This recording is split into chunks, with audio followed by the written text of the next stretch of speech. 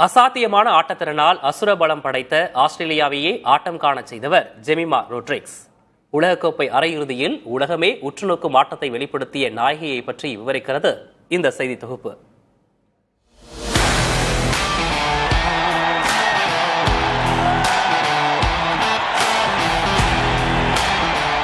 ஆஸ்திரேலிய அணிக்கு எதிரான அரையிறுதிப் போட்டியில் சதம் அடித்து இந்திய அணி இறுதிப் போட்டிக்கு செல்வதை உறுதி செய்த ரோட்ரிக்ஸை அனைவரும் பாராட்டிக் கொண்டிருந்த தருணத்தில் அவரோ தேற்ற முடியாத அளவில் அழுது கொண்டிருந்தார். ஒவ்வொரு பேட் மற்றும் ஹெல்மெட்டிற்கு பின்னாலும் இருப்பவர் ஒரு மனிதரே என்பதை அது வெளிப்படுத்தியது. 12 வயதில் 19 வயதிற்குட்பட்டோருக்கான அணியில் விளையாடத் தொடங்கிய ஜெமிமாவின் திறன் மீது எல்லோருக்கும் நம்பிக்கை இருந்தது. ஆனாலும் அவரது திறன் மைதானத்தில் எதிரொலிக்கவில்லை என்ற குற்றச்சாட்டுகள் அவர் மீது தொடர்ந்து வைக்கப்பட்டு வந்தன. அதற்கு முக்கிய காரணம் அவர் சமூக வலைதளத்தில் செய்த பதிவுகள்.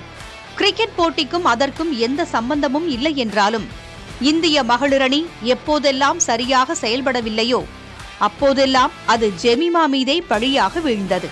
2018ஆம் ஆண்டிலேயே இந்திய அணியில் இடம் பிடித்தாலும் 2022ஆம் ஆண்டு நடைபெற்ற ஒருநாள் உலகக்கோப்பை அணியில் அவருக்கு இடம் கிடைக்கவில்லை. இந்த ஆண்டு உலகக்கோப்பையிலும் ஜெமிமாவின் இடம் நிலையானதாக இல்லை. அணி தோல்வியடைந்ததால் அவரை அணியிலிருந்து நீக்கினார்கள்.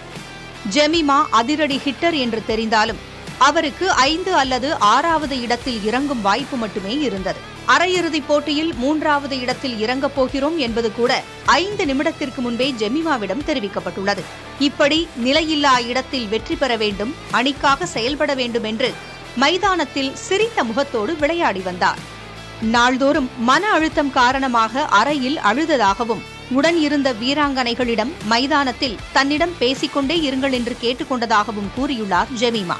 தற்போது இந்திய அணியை வரலாற்று வெற்றி பெற வைத்து இறுதிப் போட்டிக்கு அழைத்துச் சென்றுள்ளார். சமூக வலைதளங்களில் தன்னை விமர்சித்தவர்களுக்கும் அணியில் தனது முக்கியத்துவத்தை குறைத்து மதிப்பிட்டவர்களுக்கும் களத்தில் மட்டையை சுழற்றி பதிலடி கொடுத்துள்ளார் இளம் வீராங்கனை ஜெமிமா. புதிய தலைமுறைக்காக சந்தானகுமார்.